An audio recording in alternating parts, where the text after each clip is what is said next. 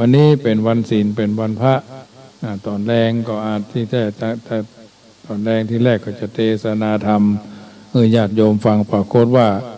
URL มันเข้ามาได้ก่อนก็จะได้ประชาสัมพันธ์อย่างก่อนจะอู้ธรรมะก็จะประชาสัมพันธ์น้อยหนึ่งว่าวันที่23 ตุลานี่ก็จะได้ทำบุญร่วมกับสถานีขึ้น96ตอดพระป่าสถานีเนาะอาตมาภาพได้ตั้งปรารถนาว่าจะได้ร่วมทำบุญกับเพิ่น10,000 บาทก็ได้ตั้งไว้3,000เนาะเดี๋ยวนี้ก็มีญาติโยมหลายคนร่วมกันมาได้700-800เนาะ800เนาะ3,800ละต้องการ99 คนเนาะก็99 คนก็คนละ99 บาทเจ้าพินานวุฒิชาติก็ประชาสัมพันธ์อยู่ว่าทางวัดอาตมาภาพนี่เริ่มต้นว่า99 กล่องละ99 บาทปีแล้วก็ได้ร่วมเพิ่นกับ12,000 กว่าบาทปีก่อนก็ได้ร่วมกับเพิ่นหมื่นกว่าบาทเหมือนกันนะอันนี้ก็ถือว่าตั้งใจที่จะถวายบำรุงสถานีให้ได้เนาะเพราะเขาได้ใจสถานีแม้บ่ได้เป็นลูกหม้อโดยตรงแต่เขามีความพร้อมมีความบริสุทธิ์ใจที่จะนำพาญาติโยมที่ฟังอาตมาภาพขึ้น104ที่ญาติโยมกำลังฟังนี่ก็เหมือนกันเพิ่นก็บ่ได้เรียกร้องก็จะได้ถวายเพิ่นวันที่30 ธันวานะตั้งธรรมมหาชาติตั้งธรรมมหาชาตินี่ก็1,000 พระคาถาก็1,000 พระคาถาก็1,000 คนเนาะคนละ99 บาทนะอันนี้ถ้าเราช่วยกันไปมันก็สามารถทำให้กิจการเราขยับขยื่นไปด้วยดีปีชวดหนูชะลูวชวดหนูก็คือมี45 ท่านละ99 บาทเนาะไป99 บาทปีชวดหนูปีชะลูวก็45 คนคนละ99 บาทเนี่ยก็อันนี้เป็นการเทศที่จะได้น้อมเกณฑ์เวรถวายแก่ครูบาสังฆาที่พระนักเทศมาเทศนำในเทศนาธรรมตั้งแต่เช้ามืดของวันที่30นะอันนี้ญาติโยมก็มีโอกาสร่วมกันได้เนอะเกิดปีใดก็ทำบุญปีนั้นก็จะมีการเทศกันมาลัยเก้ามาลัยปลายเนาะมาลัยเก้ามาลัยปลายอานิสงส์เวสสันตละคาถาพันทศพรหิมพานต์ทานอาคารบรรณประเวศชูชกจุลพลมหาพลเนี่ยอันนี้ไปจนกระทั่งถึง13 กันพระเจ้าพระพุทธพระเจ้าพระธรรมก็เป็น14 กันปูจานก็15เนาะ16มาลัยเก้า17มาลัยปลาย1817มาลัยปลาย19 18อันนี้สงเวสสันตละเนี่ยแล้วก็19เนี่ยก็คาถาพันเนี่ยคาถาพันนี่ก็กันละ45 ท่านเนาะ45 ท่านละ99 บาทอันนี้ก็น้อมเอิญเจริญพรเนอะวันที่30 ธันวาส่วนกฐินวัดจังกรรมก็วันที่23เนาะ2,564 กล่องละ99 บาทอันนี้ก็หอมกินหอมทานกันได้จะได้สมทบทุนบูรณะกุฏิสงฆ์ห้องนอนสำเร็จมันแล้วมันสำเร็จไปด้วยดี ก่อนน้อมเอิญเจริญพรกันได้เนอะเอาละได้อูน้ำอูประชาสัมพันธ์แล้วก็แห่งข้าวก็เนื่องโดยวัดพระเจ้าตาเขียววัดบ้านเหล่าพระเจ้าตาเขียวตำบลบ้านเรือนอำเภอป่าซางเพิ่นจะได้ทอดกฐินบูรณะกุฏพระพุทธรูปผงพ่อพระพุทธเจ้าตาเขียวซึ่งได้ถูกไอ้น้ำความชื้นเข้าไปถูกพระตั้งนอกก็ทำให้ทองได้บนห้องว่าทองได้กระเทาะเนาะบ้านเฮาบนว่าทองวะนะทองจะวะแลบ่วะแลเนาะเป็นเม็ดบริเวณแก้มนะอันนี้ก็น้อมเอิญเจริญพรร่วมกันตำรุนได้เนอะที่วัดบ้านเราพระเจ้าตาเขียวท่านอาจารย์ท่านพระครูภาวนาโสภิตเป็นต้นเป็นประธานอยู่จุดนั้นก็น้อมเอิญเจริญพรเท่าที่เขามีความพร้อมที่จะทำบุญเนอะอาตมาภาพก็เป็นสะพานบุญให้ญาติโยมฟังกันเป็นลำดับไปเนาะวันนี้ก็จะได้อู้เรื่องของสตินะสติมืดไปใจก็มืดมัว สติเป็นคุณธรรมสำหรับรักษาตัววันนี้เป็นวันศีลวันพระเนาะขอให้ช่วยรอดปลอดภัยจากอันตรายและความวิบัติทั้งปวงดังนั้นท่านจึงกล่าวว่าสติเป็นธรรมมีอุปการะมากสติหมายถึงความระลึกได้บ่เผลอไผบ่หลงลืมเป็นอาการที่ถูกชุกคิดขึ้นมาได้ถึงสิ่งที่ทำคำที่อู้ไว้ก่อนและสิ่งที่จะทำจะอู้ต่อไปตรงกันข้ามกับอาการที่เรียกว่าลืมนึกหรือเผลอไผลเป็นธรรมสนับสนุนให้เกิดความตื่นตัวและกระตือรือร้นกระชับกระเฉงอยากจะกระตุ้นให้บ่หลงบ่มัวเมาบ่ยึดติดสตินี้เป็นลักษณะที่สำคัญ3ประการระลึกได้ก่อนที่จะทำก่อนที่จะอู้จักยังคิดบ่ผีผามทำหรือพูดไปโดยบ่ระวังจดจำสิ่งที่ทำกรรมที่อู้ไว้แม้จะเมินมาแล้วก็ได้ดังนั้นท่านจึงกล่าวว่าเป็นธรรมมีอุปการะมากเป็นเหตุให้คนเฮาได้บ่เผลอเรอบ่หลงลืมและเป็นเหตุให้ทำอันยังบ่ผิดพลาดบกพร่องแม้จะผิดพลาดบกพร่องไปก็กลับได้สติรู้ตัวว่าผิดพลาดไปก็สามารถที่จะกลับเนื้อกลับตัวกลับจิตกลับใจเลิกละบ่ทำสิ่งที่บ่ดีต่อไปทำสิ่งดีต่อไปคนเฮาถ้าควบคุมสติไว้ได้เมื่อจะทำจะอู้อันยังก็อยู่ในร่องในรอยบ่ผิดพลาดบกพร่องทำให้สำรวมระวังประพฤติตัวให้สมฐานะ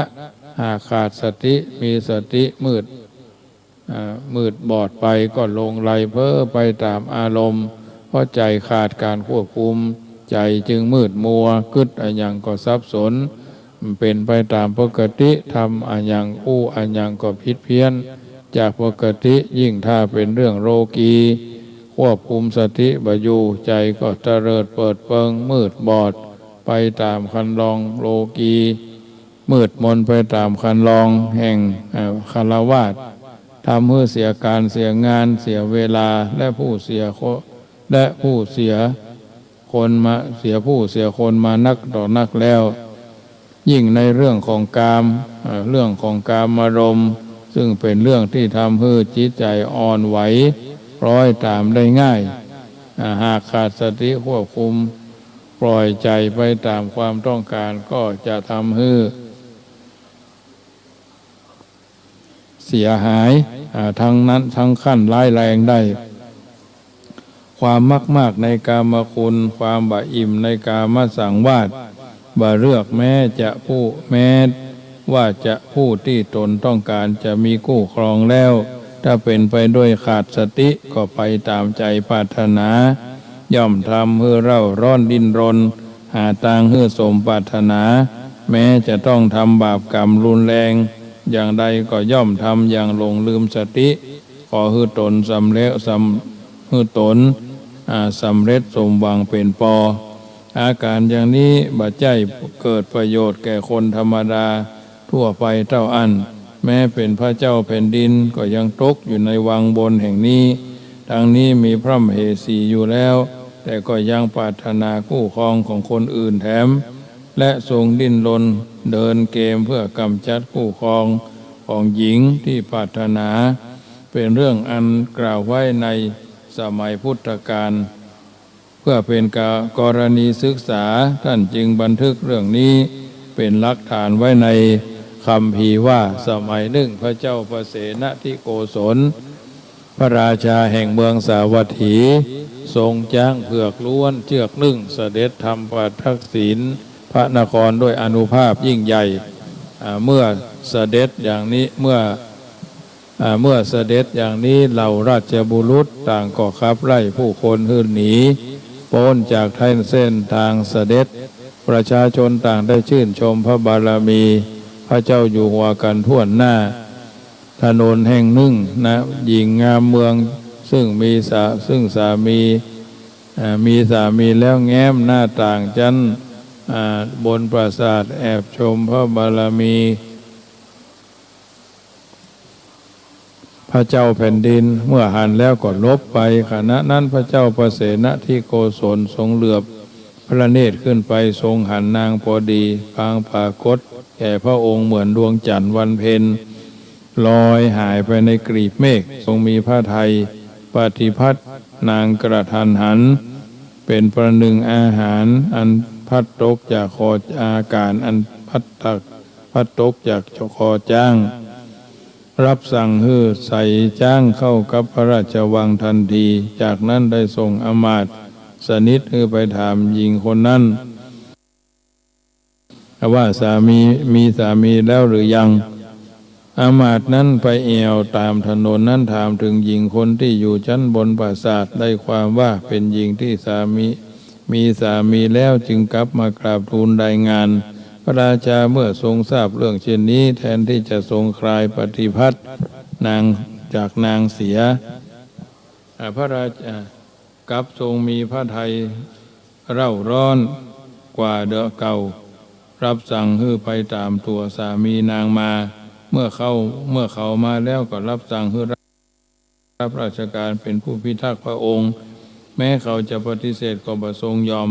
พร้อมทั้งพระราชทานโล่และอาวุธแก่เขา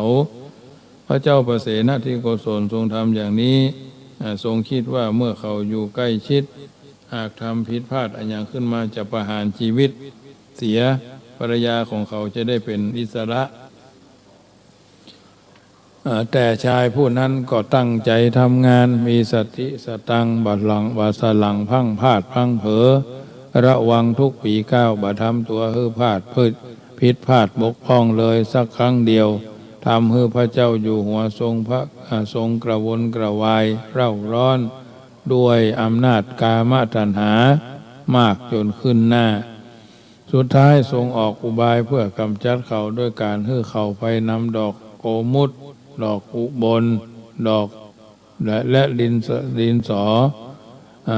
สีอรุณให้ทันเวลาสงสนานเวลาเย็นและวันรุ่งขึ้น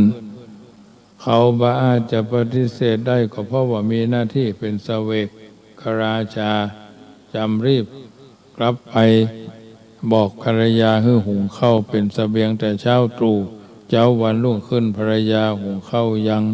บ่ทันสุกก็บอกว่าบ่ต้องสุกก็ได้น้องเอ๋ยเมื่อสุกระหว่างทางภรรยาจึงใส่อาหารที่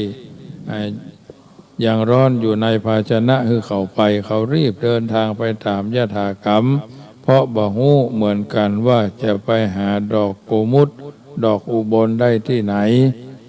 ในระหว่างทางเขาไปพักริมแม่น้ำนำอาหารที่สุกแล้วออกมาแบ่งไว้นิดหน่อยบริโภคส่วนเหลือไปพางขณะนั้นคนเดินทางคนหนึ่งผ่านมาจึงแบ่งอาหาร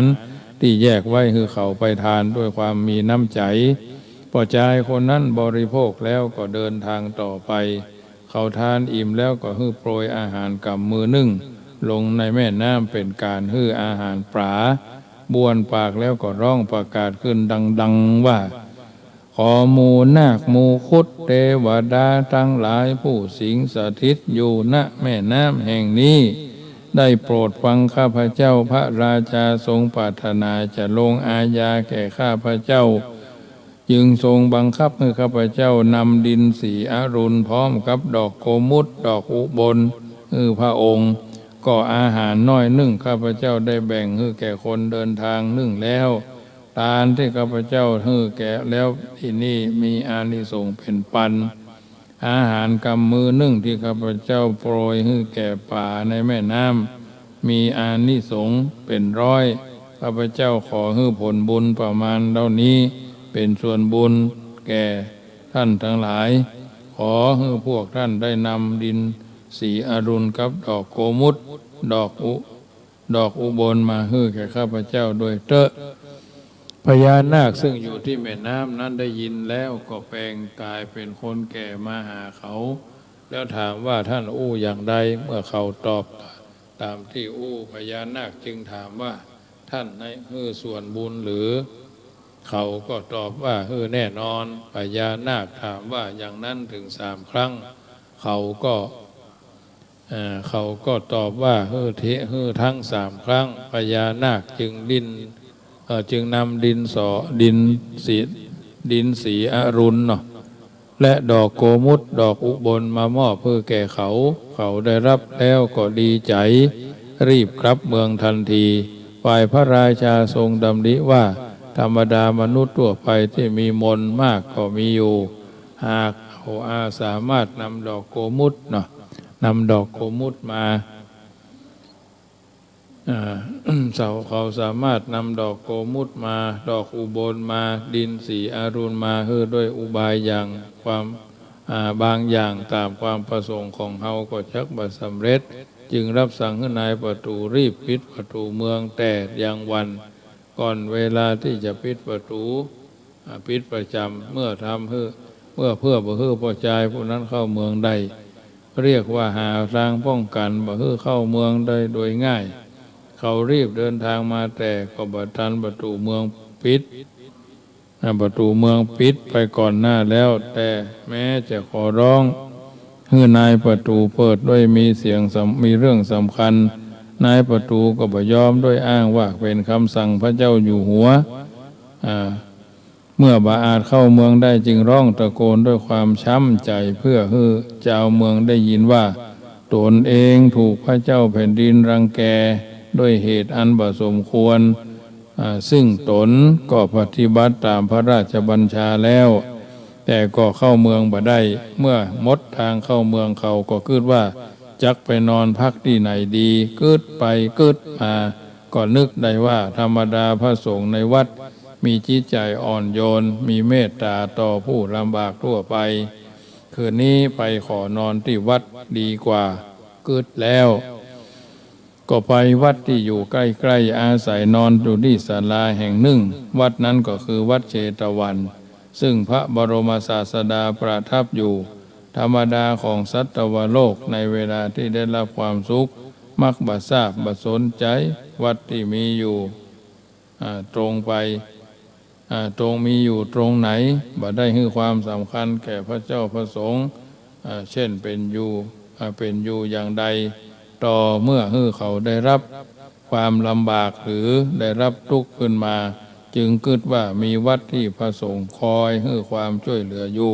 และก็ดันด้นไปเพิ่งปาเหมือนพ่อใจคนนี้ที่ได้มีกรณีพิพาทเนาะมีกรณีพิพาทกับพระราชาฝ่ายพระเจ้าประเสนที่โกศลคืนนั้นก็บ่ได้ทรงบรรทมเลยทรงลำพึงถึงแม่หญิงคนนั้นโอ้ยงามแท้งามว่างามแท้งามตักงามนักงามหนาหรอเหมือนเทวดาลงมาอยู่ท่าอย่างเป็นว่าอย่างนี้นะความรุ่มร้อนด้วยอำนาจกามราคะรบกวนตลอดเวลากระซับกระส่ายกระวนกระวายละวุ่นละวืออีกเนาะเหมือนสัตว์แม่สัตว์ปูหันสัตว์แม่ไก่หันไก่ปูหันไก่แม่สัตว์เดรัจฉานหันตัวปูหันตัวแม่เป็นต้นทรงตัดสินพระทัยว่าพวกนี้เจ้าเมื่อผู้ชายคนนั้นมาเฝ้า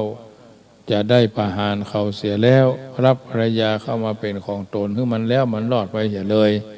ดึกสงัดได้ทรงสดับเสียงของสัตว์นรก4 ตนโดยแต่ละตนกล่าวได้ตนละ1 อักษรเท่านั้นคือทุสะนะโสทุสะนะโสอันนี้กรรมของสัตว์นรกก็มีนัยยะว่าในอดีตชาติสัตว์นรก4 ตนเนี้ยที่เกิดเป็นพระโอรส4ที่ชอบทำปาทาริกกรรมก็คือกาเมสุมิจฉาจารในภรรยาของผู้อื่นในเมืองปาราณสีนั่นเองหมู่เขาประพฤติผิดในหญิงที่มีเจ้าของคุ้มครองแล้วทำบาปกรรมเล่นอย่างเพลิดเพลินใจถูกจักคือความตายบั่นทอนแล้วไปเกิดในโลหะคุมพีนรกหรือนรกกระทะทองแดงใกล้เมืองสาวัตถีถูกไฟเผาไหม้อยู่ในที่หั่นตลอดเวลา60,000 ปีพุทธโผล่ขึ้นมาขอบปากกระทะทองแดงแล้วก็ต้องการจักร้องบอกความในใจด้วยเสียงอันดังแต่ก็บ่บอกแต่อาจจะบอกได้เต็มกรรมเนาะบ่อาจจะเต็มบอกได้เต็มกรรม ได้เพียงตนละอักษรเท่านั้นแล้วจึงจมลงสู่ก้นกระทะแถมพระเจ้าพระเสนาที่โกศลทรงสดับเสียงนั้นแล้วทรงหวาดหวั่นต่อมรณะภัยทรงหวาดสะดุ้งพระทัยตลอดทั้งราตรีลุ่งแจ้งฟ้าสางจึงรับสั่งให้ไปโดยหาพามาแล้วตัดเล่าเรื่องที่ได้ยินเสียงได้ยินเสียงเสียงเช่นที่ว่านะทุสะนะโสเนาะทุสะนะโสเพราะฉะนั้นจะมีลางร้ายอันอย่างต่อไปหรือไม่วันพรุ่งนี้ก็จะได้อู้ต่อให้ญาติโยมได้ฟังเนอะวันนี้ก็คงจะสมสมัยได้เวลาการบรรยายธรรมะก็คงมาถึงเท่านี้ก่อนจะนำรายการจากท่านไปก็ขอประชาสัมพันธ์เนอะโดยว่าวัดจังกรรมอาตมาภาพพระมหาประสิทธรรมาภินันโทเพิ่นจะได้นำปาญาติโยมร่วมทำบุญทอดกฐินสามัคคีของวัดจังกรรมซึ่งก็ขาดปัจจัยไปถึงประมาณ300,000 กว่าบาทในการที่จะได้ต่อหน้ามุกของวัดจังกรรมกุฏิสงฆ์ห้องนอนได้สร้างมา4-5 เดือน6 เดือนเข้ามาเนี่ยยังขาดแถมส่วนหนึ่งที่จะต้องเปิดห้องว่าต่อหน้าวางออกมาให้มันเป็นเตินบ้านบ่มีเตินก็เป็นสง่าราศี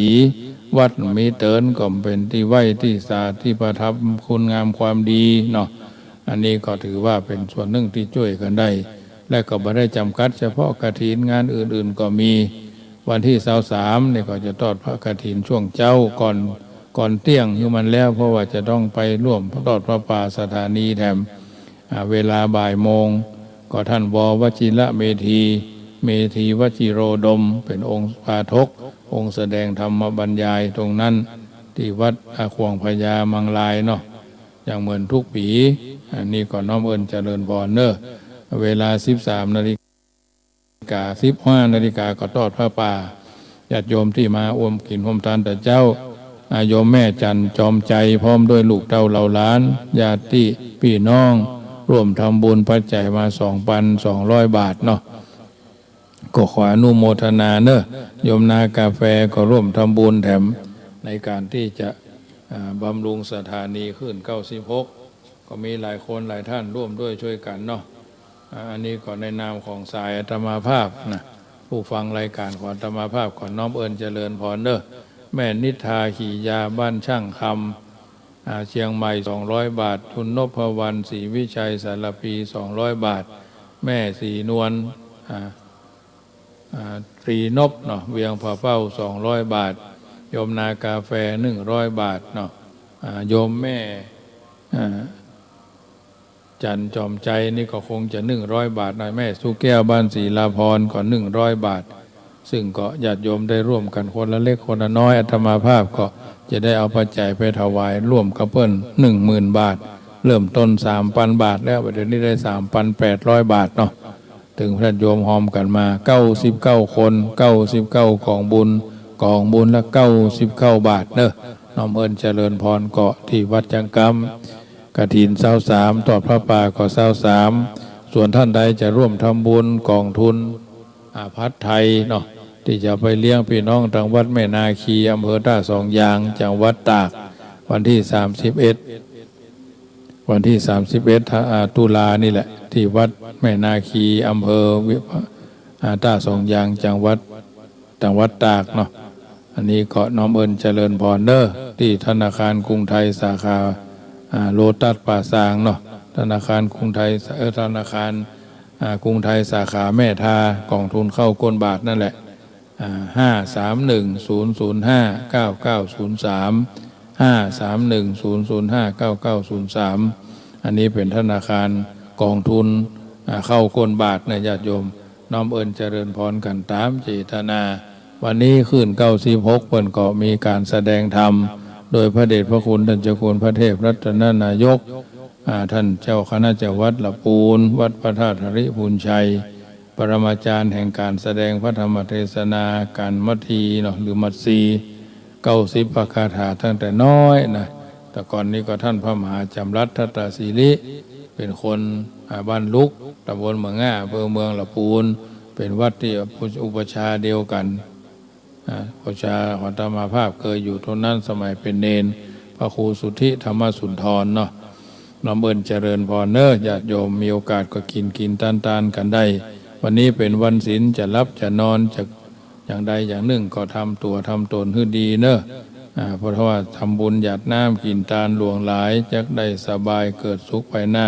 เข้าตอกบานกินตาลเพิงดอกไม้บานกินตาลม่วนบุญใดกุศลใดอันเป็นไปด้วยชอบประกอบด้วยมโนสุจริตอันบ่ผิดบ่เพี้ยนบุญนั้นกุศลนั้นก็ขอให้แล้วเสียยังกรรมกรรมภาธนาอาตมาภาพก็ดำเนินรายการธรรมะมาก็พอสมควรแก่เวลาญาติโยมคิดจะได้ค่อยใจถึงแปลงใจตึงใครเป็นเจ้าภาพพระกฐินวัดจังกรรม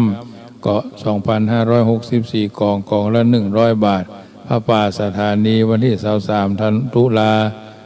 99ของบุญละ99 บาทก็น้อมเอิญเจริญพรเนอตามเจตนาวันที่30ธันวาก็มีการตั้งธรรมเทศนามหาจารย์ที่วัดจังกรรมแบบเต็มสูตรครบสูตรเนอะถึงก็ได้ทำมา10 กว่าปีแล้วสิ่งละอันพันละน้อยก็ช่วยกันได้ประคับประคองกันไปเมื่อเราทำแล้วปฏิบัติแล้วก็ขอให้บุญนั้นสำเร็จอย่าได้มีอุปทวะกังวลคนตรายหมายว่าข้อปีข้อเดือนข้อวันข้อยามไปใจวันนี้ก็ขอนำรายการจากท่านไปก่อนบุญกุศลที่ทำวันนี้ตั้งอกตั้งใจหยาดน้ำเมียดหมายตาลเป็นก้านตาลเนอยะถาวาริวหาปูราปะริภูเรนติสาขลังเอวะเมวะอิโตตินังเปตานังอุปกปติอิจิตังปฏิตังตุมหังคิปะเมวะสมินจันตุสเปภูเรนตุสังกปาจันโตปนะระโสยะถามณิโจติระโสยะถาเอวังหนตุสัมปติฉามิอิทังโนมาตุบุภาราชตานังทักษินาตานังปุจูปการะอริยตันติงอริยวังสังอริยปาเวนิงตินังนิปานะปัจจโยโหตุโวนิจังวันนี้เป็นวันเดือน12เพ็งขึ้น15แฮม15ค่ำพ่อมาเป็นเดือน12เหนือตรงกับวันพุธที่6เดือนตุลาคมพอออกศรัทธาที่ฟังรายการเสียงธรรมก่อนรับตามาถึงช่วงสุดท้ายจะกินจักตานที่ผ่านมาตั้งแต่เดือน12เหนือออก1ค่ำจนกระทั่งเดือน12ดับณวันนี้บางท่านฮือตาลไปแล้วฮือพ่อฮือแม่ฮือพี่ฮือน้องสามีภรรยากุลบุตรกุลธิดาลูกเต้าเหล่าหลานสัมภเวสีอสุรกายผีไตเก่าเน่าเมินสันจิจะได้ตั้งใจก็ดีอสันจิจะบ่ได้ตั้งใจก็ดีบุญกุศลอย่างนี้ไปฮือทุกรูปทุกนามทั้งสาว6ทั้งสาวจันพรหมโลก6จันเทวโลกมนุษย์โลกมาละโลกยะมายมมาโลกอบายภูมิทั้ง4เปรตนรกอสุรกายสัตว์เดรัจฉานใน10,000โลกกธาตุครับทั้งแสนจักรวาลพิภพทั้งที่เป็นมนุษย์มนุษย์รูปวิญญาณอรูปวิญญาณสรรพสัตว์ทั้งหลายทั้งที่เป็นมิตรและเป็นศัตรูผูกฆาตญาติกาทั้งหลายเทวดาประจำกายที่คุ้มครองตนตัวพอออกศรัทธาถึงใจตั้งสถานีทุกสถานีที่จัดรายการและวิทยุขึ้น104ก็ดีถือว่าบรรพบุรุษปิตามารดาครูบาอาจารย์ผู้มีพระคุณญาติสนิทมิตรสหายเจ้ากรรมนายเวรเจ้าเกณฑ์เจ้าตาเจ้าที่เจ้าทางไม่ทรณีผีบ้านผีเฮือนที่หาท่านทั้งหลายอาสูที่อยู่อาศัยตลอดยืนผีวัดผีวาวัดเก่าวัดใหม่วัดล้างสัมภเวสีทั้งหลายและสรรพสัตว์น้อยใหญ่ทั้งปวงของทุกรูปทุกนามจงเป็นสุขเป็นทุกข์เตอะอย่าได้มีเวรซึ่งกันและกันเลยอย่าได้เบียดเบียนซึ่งกันและกันเลยขอให้ทุกรูปทุกนามจงอนุโมทนาในบุญกุศลอย่างนี้จุคนจุท่านจุไหนน้อยใจยิงนั่นจุงจักมีโอมเหทิทัพพะทะกะทิตติเหวะเววะวิลุญกะลูกายะทิลุวิทิลุวิวะเตโอมกากะนุนานะนินินุนุนินินานะทุภะภะภาโอเมเหเทวาลิโอเทวาเทมิลุตตาภาลุภิโสลุนิวาจะโลเทภกามุเหวะนานายมะกุมภะอมสวหายแก่ละนานาอมสวหมเมตตาคนหักคนโหม สัพพะทุกขาสัพพะพยาสัพพะโลกาสัพพะอันตรายาวินาสันตุโสยาติธัมโมจะอายังนิทัสสิโตเปตานะปูชาจักตาหุลาลาภลัญจะภิกขุนามานุปทินังตุเมหิปุญญังปสุตังอนาปกันติพุทโธบังซ้ายธัมโมบังขวาสังโฆบังกายาอะระหังบังเกสาอะระหังพุทโธนะโมพุทธายะอายุวันโนสุขังพลังขอเจริญพร